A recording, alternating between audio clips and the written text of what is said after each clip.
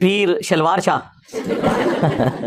السلام علیکم ورحمۃ اللہ وبرکاتہ۔ بسم اللہ الرحمن الرحیم۔ وجاوزنا ببنی اسرائیل البحر فأتوا على قوم يعكفون على أصنام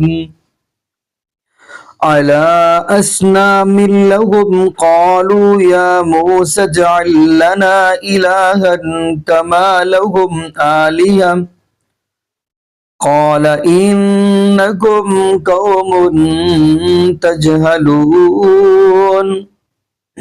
جی ناظرین، آج ہم جس حوالہ سے گفتگو کرنے جا رہے ہیں، جیسا کہ آپ نے اس معاشرے کے اندر دیکھا ہوگا کہ ایک اللہ رب العالمین کو چھوڑ کر غیر اللہ کی پوجا، یعنی قبروں پہ، مزاروں پہ، کہیں عرس اور کہیں میلے، اپنے بڑے بڑے پیروں کے نام سنے ہوں گے، اور لیکن اب نیا کوئی پیر ہے اس کی ہم بات کرنے لگے ہیں۔ نہیں، یقین مانیے میں خود اس چیز پہ حیران ہوں کہ اب پیر شلوار علی شاہ بھی آ گیا، معاذ اللہ، استغفر اللہ، اور وہ کہ یہ بات کہتے ہیں کہ جی یہاں پہ آئے اور شلوار اتارے اور آپ کو شفا ملے گی۔ تو میں چاہتا ہوں ناظرین اسی کی ہی زبانی وہ ویڈیو ہم آپ کو دکھاتے ہیں، وہاں پہ انہوں نے کیا لاگو قانون کیا ہے کہ آپ کی خواہش، آپ کی دعا اس وقت قبول ہوگی تو جب یہ آپ الٹا کام کریں گے۔ تو آئیے ناظرین ہم وہ ویڈیو دیکھتے ہیں اور ساتھ ہی آپ کو مرزا علی انجیری کی بھی ویڈیو ساتھ ہی دکھاتے ہیں، پھر انشاءاللہ ناظرین اسی والا سے ہم بھی گفتگو کریں گے۔ تو آئیے ناظرین مل کے ویڈیو دیکھتے ہیں۔ اب چونکہ ایک ویڈیو وائرل ہو چکی ہوئی ہے، لہٰذا ہماری رسپانسبلٹی ہے کہ ہمیں ایک فل ٹاس ملی ہے تو ایک چھکا مارا جائے باؤنڈری سے باہر۔ وہ پیر شلوار شاہ آپ نے ویڈیو دیکھی ہوگی، یعنی ابھی تک تو ہم نے سنا تھا گھوڑے شاہ، ٹھیک ہے جی، کتے شاہ بھی ہے ایک، سید بگیاڑ شاہ، یہ اسلام آباد ہائی وے کے اوپر مزار ہے، وہ ارسیشن کتے کو بگیاڑ کہتے ہیں نا، سید بگیاڑ شاہ۔ کاں والی سرکار بھی تسی سنیا سی، بلیاں والی سرکار بھی، ٹھیک ہے جی، اور اب یہ شلوار شاہ، پیر شلوار شاہ سرکار۔ کچھ بھی ہو سکتا ہے جی، پاکستان کے اندر تو آپ کچھ بھی ایکسپیکٹ کریں، جب جہالت ہوگی تو آپ کے سامنے یہ ساری چیزیں آئیں گی۔ تو وہ ویڈیو آپ دیکھیں، اس ویڈیو کے اندر باقاعدہ یعنی ایک مزار کے اوپر سینکڑوں کی تعداد میں مختلف کلرز کی شلواریں لٹکی ہوئی ہیں درخت کے اوپر، یعنی ٹاکیاں تو ہم نے دیکھی ہیں مختلف مزارات کے اوپر، وہ تو چلے کوئی بندہ لے کے جاتا ہے، شلواریں۔ اور وہ جو بندہ ویڈیو ریکارڈ کروا رہا ہے وہ کہہ رہا ہے کہ اس کے بارے میں لوگوں کا عقیدہ یہ ہے کہ جس کی کوئی منت یا مراد پوری نہ ہوتی ہو تو وہ شخص جو شلوار پہن کے آیا ہوا ہے نا وہ اتار کے وہاں لٹکائے گا، اور ساتھ کوئی ریزرو شلوار بھی نہیں لے کے آنی۔ السلام علیکم ورحمۃ اللہ وبرکاتہ۔ دوستوں میں ابھی موجود ہوں پیر شلوار شاہ کے پاس، تو آپ دیکھ سکتے ہیں، دیکھیں ساری شلواریں ٹنگی ہوئی ہیں، یہ اوپر ایک قبر بنی ہوئی ہے جس میں کسی نے آگ بھی لگائی ہے، اور یہاں آپ کمرہ میں دیکھ سکتے ہیں، دیکھیں یہ ساری شلواریں اوپر بھی ٹنگی ہوئی ہیں شلواریں۔ لوگ کہا جاتا ہے کہ جو جس کی بھی مراد اگر پوری کرانی ہو تو وہ یہاں پہ اپنی شلوار اتار کے لگا دے، اور دوسری شلوار لانا بھی منع ہے سختی سے، تو آپ کی مراد پوری ہو جائے گی۔ تو دیکھیں آپ دنیا کس طرف جا رہی ہے اور کون سی ترقی میں جا رہی ہے، اور ہم مسلمان دیکھیں کہاں پہ پھنسے ہوئے ہیں ان چیزوں میں۔ دیکھیں ساری شلواریں لگی ہوئی ہیں، ہاں پتہ نہیں کیا سسٹم ہے، اللہ معاف فرمائے، سب کو ہدایت عطا فرمائے۔ ہم اس وقت موجود ہیں سلوار شاہ بابا کی مزار پہ، جہاں کوئی بھی پریشانی ہو ادھر آپ آ سکتے ہو، سلوار اتار کے آپ اپنی مشکل کو آسان کر سکتے ہو، یہ آپ دیکھ سکتے ہو۔ میرے بھائیو ہم موجود ہیں سلوار شاہ بابا کی مزار پہ، جہاں سلوار اتار کے دعا مانگی جاتی ہے، اور دوسری شلوار لانا بھی یہاں پر منع ہے، کہا جاتا ہے ایسا۔ یہ آپ اندر دیکھ سکتے ہو دربار، یہاں آگے لگی پڑی سلواریں جلائی جا چکی ہے۔ اندازہ کریں ان لوگوں کا، یعنی ذہن کی پستی کا لیول، حالت دیکھیں ان کی۔ اچھا اب یہ جب ہم باتیں کریں گے نا تو وہ کہیں گے نہیں نہیں نہیں یہ تو جعلی پیر ہے، اصلی کیڑے نے، اصلی بھی چندے کھا رہے ہیں، استحصال کر رہے ہیں غریبوں کا، کوئی محنت مزدوری نہیں کرتے، لوگوں کے چندوں کے اوپر پلتے ہیں، کون سے اصلی ہیں؟ اللہ سے ڈر جائیں، یہ ایک پورا کاروبار ہے جو چل رہا ہے۔ اور پھر اسی مزار کے اوپر کچھ شلواروں کو آگ بھی لگائی ہوئی تھی انہوں نے، ظاہر ہے کہ وہ اتنی زیادہ تو سنبھال نہیں سکتے تو پھر وہ جلا دیتے ہوں گے۔ اب وہ میں جب ویڈیو مجھے ارشاد بھائی نے دکھائی تو میں دیکھ کے میں نے کہا یار یہ دیکھیں یہ اس امت کی حالت ہے کہ جس کا امام الموحدین ہے صلی اللہ علیہ وآلہ وسلم، جس کی توحید کے بارے میں اتنی سینسٹیوٹی ہے کہ کسی اور شخصیت کی ایسی سینسٹیوٹی نہیں ہے. اور مجھے وہ حدیث یاد آ گئی جو جامعہ ترمذی کے اندر موجود ہے، مشکات میں بھی موجود ہے،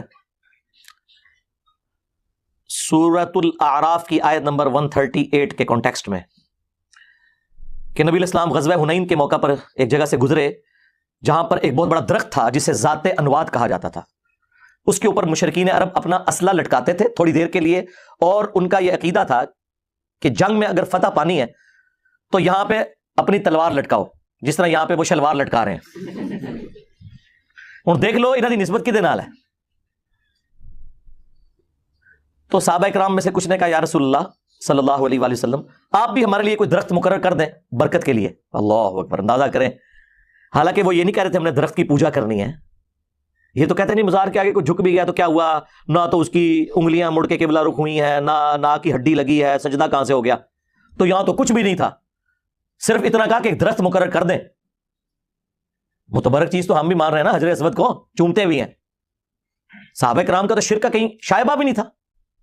بس اتنی بات کی تو نبی علیہ السلام نے کہا سبحان اللہ، اللہ پاک ہے. معذوف تھا عما یشرکون، ہر اس شرکی عقیدے سے جو لوگ اس کی طرف منسوب کرتے ہیں. تم نے تو آج وہی بات کر دی جو موسیٰ کے ماننے والوں نے کر دی تھی. وہاں پہ بھی دیکھیں وقت کا پیغمبر موجود ہے، اور موسیٰ علیہ السلام کے ساتھی ابھی تازہ معجزہ دیکھ کے آئے ہیں. سورۃ الاعراف آیت نمبر 138 کی تلاوت کی نبی علیہ السلام نے کہ جب وہ سمندر سے پار لگے تو انہوں نے ایک قوم کو دیکھا جو بتوں پر اعتکاف کیے ہوئے، دھیان کیے ہوئے بیٹھے تھے. یہ قرآن کی آیت ہے، سورہ الاعراف آیت نمبر 138. تو انہوں نے کہا کہ اے موسیٰ، آپ بھی اللہ کا کوئی بت ہمارے لیے مقرر کر دیں کہ ہم اس پہ دھیان کریں. جس طرح یہاں پہ آپ ہندو دیکھ رہے ہیں نا، وہ کہتے ہیں ہم بھی اسی خدا کو مانتے ہیں کہ بھگوان کا جو بت ہے نا یہ دھیان کرنے کے لیے ہے. حالانکہ ان کی کتابوں میں بھی اسٹیچو بنانا حرام ہے، جس طرح ہماری کتابوں میں بھی یہ شلواریں لٹکانا حرام ہے، لیکن یہ لوگ کر رہے ہیں. تو نبی علیہ السلام نے فرمایا آج تم نے وہی بات کر دی جو موسیٰ علیہ السلام کے ماننے والوں نے کی تھی. اور موسیٰ علیہ السلام نے اس وقت کیا کہا تھا، اے اللہ اس جاہل قوم سے میں تیری پناہ میں آتا ہوں. یعنی وقت کا پیغمبر موجود ہے اور ان کے ساتھی، میں صحابہ کرام نہیں کہتا، پھر کہیں گے تو ان کا چھڑیس، تو وہ یہ کر رہے ہیں. اور یہ پھر انہوں نے کر بھی دیا بعد میں. 70,000 یہودی پھر قتل ہوئے اسی وجہ سے. 70,000 صحابہ حضرت موسیٰ کے قتل اس وجہ سے ہوئے کہ جب وہ کوہ طور پہ گئے تو انہوں نے پیچھے بچڑے کا ایک بت بنا لیا، معبود بنا لیا، سونا پگھلا کے سامری نے انہیں گمراہ کیا. بل ہو تو گئے. اور ان کی معافی پھر سورہ بقرہ میں آیا کہ معافی یہ ہے کہ اپنوں کو قتل کرو گے، ہر قبیلے والا اپنے ان لوگوں کو قتل کرے گا. قتل مرتد کی سزا آئی. پھر نبی علیہ السلام نے اسی حدیث میں الفاظ ہیں ترمذی کے، آپ نے فرمایا کہ تم بھی اگلے لوگوں کے پیچھے چل پڑو گے. یعنی جس طرح اگلے لوگوں نے غلط کام کیے تم بھی وہی کام کرو گے. اور یہ جو اگلا حصہ ہے نا، یہ بخاری اور مسلم میں بھی ہے کہ اللہ کی قسم، یہاں پہ الفاظ موجود ہے ترمذی میں، اللہ کی قسم تم بھی اگلے لوگوں کے طریقے پہ چل پڑو گے. اور بخاری مسلم کے الفاظ ہیں اللہ کی قسم تم بھی اگلے لوگوں کی پیروی شروع کر دو گے، قدم با قدم، بالشت بر بالشت، حتیٰ کہ ان میں سے کوئی گوہ کے سوراخ میں داخل ہوا تم بھی پیروی کرتے ہوئے یہی کام کرو گے. صحابہ کرام نے پوچھا یہ اگلے لوگوں سے مراد کیا یہود و نصارہ ہیں؟ آپ نے فرمایا اگر وہ نہیں مراد تو اور کون سے لوگ مراد ہیں؟ یعنی نبی علیہ السلام نے پہلے ہی فرما دیا کہ جو اگلی امتوں میں شرکیہ عقائد اور نظریات تھے اس درجے میں تو نہیں، لیکن اس کے قریب قریب اس امت میں بھی آ جائیں گے، اور وہ ہم دیکھ رہے ہیں اپنی آنکھوں سے. تم بھی اگلے لوگوں کی پیروی شروع کر دو گے. یہاں پہ دیکھ لیں کیا کچھ ہو رہا ہے. انہوں نے بھی اپنے مولویوں کو اپنا رب مانا ہوا تھا. سورہ التوبہ کی آیت نمبر 31، اتخذوا احبارہم ورہبانہم اربابا من دون اللہ. یہود و نصارہ نے اپنے علماء کو اور جوگیوں کو، راہبوں کو، صوفیوں کو اپنا رب مان لیا تھا اللہ کے مقابلے پر. اور اسی آیت کے کانٹیکسٹ میں ایک حدیث ہے جامعہ ترمذی کے اندر جو شاہ ولی اللہ دہلوی نے حجت اللہ البالغہ میں تقلید کے خلاف کوٹ کی ہے کہ عدی ابن حاتم رضی اللہ تعالیٰ عنہ مسلمان ہوئے، جو مشہور فیاض حاتم تائی کے بیٹے تھے. پہلے نصرانی تھے تو کہنے لگے یا رسول اللہ قرآن میں ایک آیت ایسی ہے جو مجھے کھٹکتی ہے، مجھے اس کا فہم سمجھ نہیں آیا کیونکہ میں خود نصرانی تھا، ہم نے تو کبھی اپنے علماء اور بزرگوں کی پرستش نہیں کی تھی. تو آپ صلی اللہ علیہ وآلہ وسلم نے فرمایا کہ کیا تم اپنے علماء اور جوگیوں، صوفیوں، راہبوں کے کہنے کے اوپر اللہ کی حلال کردہ چیز کو حرام اور حرام کردہ کو حلال نہیں ٹھہرا لیتے تھے ان کے فتووں کے اوپر؟ تو انہوں نے کہا ایسے ہی تھا یا رسول اللہ. تو فرمایا یہی تو ان کو رب بنانا ہے. اب اس سے کیا مسئلہ کلیئر ہوا کہ قرآن و سنت کے دلائل کے مقابلے پر آپ نے بزرگوں کی بات نہیں ماننی، ورنہ آپ انہیں خدا مانے ہوئے ہیں، کیونکہ شریعت کا کسٹوڈین تو خدا ہے، یا اس کے بہاف پہ اس کا پروفٹ ہے صلی اللہ علیہ وآلہ وسلم۔ اور دوسرا یہ بھی پتا چلا، یہ جو آپ کو کہانی کراتے ہیں نا، علماء سے پوچھ کے چلیں۔ اللہ تعالیٰ کے محبوب علیہ السلام کیا فرما رہے ہیں کہ علماء جو فرما رہے ہیں نا، وہ قرآن و سنت سے پوچھ کے چلنا ہے۔ کیا مولوی صحیح ہے کہنا ہے کہ نہیں؟ آگے سے تو ادیب نے حاتم کو چاہیے تھا نا کہ یا رسول اللہ میں کوئی عالم دین تو نہیں تھا اس وقت، میں کیسے دیکھتا، یہ تو علماء کا کام ہے۔ اس کا مطلب مولوی جو بتائے ریفرنس چیک کرنا ہے، یہی تو ہم کہہ رہے ہیں۔ ہاں، کہ مرنے سے پہلے اے مسلمان کر لے اس پہ غور، کتابوں کا خدا اور ہے، بابوں کا خدا اور۔ یہ اللہ کے نبی خود فرما رہے ہیں کہ ادیب نے حاتم تجھے کر لینا چاہیے تھا غور کہ کتابوں میں کیا نازل ہوا ہے، اور بابے تیرے کچھ اور کہہ رہے ہیں۔ ایتونی بکتاب من قبل ھذا او اثارۃ من علم ان کنتم صادقین۔ اے نبی ان سے فرماؤ اگر قرآن کو نہیں مانتے، لو جو تمہارے پاس کوئی کتابیں موجود ہیں نا، ان میں سے مجھے بتا دو کوئی اس قسم کے شرکی عقائد اس میں لکھے ہوں، یا انبیاء کے آثار، کوئی احادیث چلتی ہوں، سنت کا علم ہو، اگر تم سچے ہو۔ ایتونی بکتاب من قبل ھذا، کتاب کا ذکر بھی آ گیا، او اثارۃ من علم، اور علم کے آثار، کتاب بھی اور علم بھی۔ اسی کو میں نے علمی کتابی کر دیا کہ نہ میں بابی میں ہوں مسلم علمی کتابی۔ کہنے کتنے لکھا ہے جی؟ سورہ احقاف میں لکھا ہوا ہے۔ یہ کہاں لکھا ہوا ہے کہ جی مرنے سے پہلے اے مسلمان کر لے اس پہ غور، کتابوں کا خدا اور ہے، بابوں کا خدا اور؟ جی جامعہ ترمذی میں حدیث موجود ہے، آؤ نا داڑھ تلے۔ ہاں ویسے تو آپ کہتے ہیں جی دیکھیں جی ڈاکٹر اقبال نے تو حدیث کا ترجمہ کر دیا شعر کے اندر، وہ زمانے میں معزز تھے مسلمان ہو کر اور تم خوار ہوئے تارک قرآن ہو کر۔ یہ ترجمہ ہے مسلم شریف کی اس حدیث کا جو مشکات میں بھی ہے کہ اللہ تعالیٰ اس کتاب کی وجہ سے قوموں کو عروج دے گا اور اس کی وجہ سے زوال پذیر کرے گا۔ مستقبل کی خبر تھی، لیکن ڈاکٹر اقبال کے زمانے میں یہ سب کچھ ہو چکا تھا، انہوں نے اسے ماضی بنا دیا۔ وہ زمانے میں معزز تھے مسلمان ہو کر تم خوار ہوئے تارک قرآن ہو کر۔ تو سرکار ڈاکٹر اقبال یہ حدیث ترجمہ کرتا ہے، انجینئر صاحب نہیں کر سکتے؟ میرے دیکھ لیں یہ سارے جتنے اشعار اور سلوگن ہیں یہ حدیث کے ترجمے ہیں۔ یہ ادیب نے حاتم کی جو حدیث اتخذوا احبارہم ورہبانہم اربابا من دون اللہ، یہ اس کا ترجمہ ہے کہ مرنے سے پہلے اے مسلمان کر لے اس پہ غور، کتابوں کا خدا اور ہے، بابوں کا خدا اور۔ اگرچہ بابے اسی خدا کو مانتے ہیں لیکن ان کوالٹیز کے ساتھ نہیں مانتے جو کتابوں کے اندر آئی ہیں۔ اور نام جی ناظرین، آپ نے یہ ویڈیو بنانا فرمائی تو ناظرین یقین مانیے اس سے بڑھ کر کیا شرک ہو سکتا ہے، اس سے بڑا گناہ کیا ہو سکتا ہے کہ ایک اللہ رب العالمین کو چھوڑ کر ایک تو آپ بزرگوں کو پوج رہے ہیں، اور دوسرے نمبر پہ یہ الٹے کام لوگوں کو بتا رہے ہیں اور خود بھی یہ کر رہے ہیں۔ یقین مانیے یہ جملہ بولنے پہ مجھے بھی شرم آ رہی ہے۔ تو ناظرین آیا کہ دیکھیں آپ سورہ لقمان کا مطالعہ کریں گے تو لقمان حکیم یہی تو اپنے بیٹے کو بات سمجھا رہے تھے۔ کیا فرما رہے تھے؟ وَإِذْ قَالَ لُقْمَانُ لِابْنِهِ وَهُوَ يَعِظُهُ يَا بُنَيَّ لَا تُشْرِكْ بِاللَّهِ وَإِنَّ الشِّرْكَ لَظُلْمٌ عَظِيمٌ۔ لقمان حکیم اپنے بیٹے سے کیا کہہ رہے ہیں؟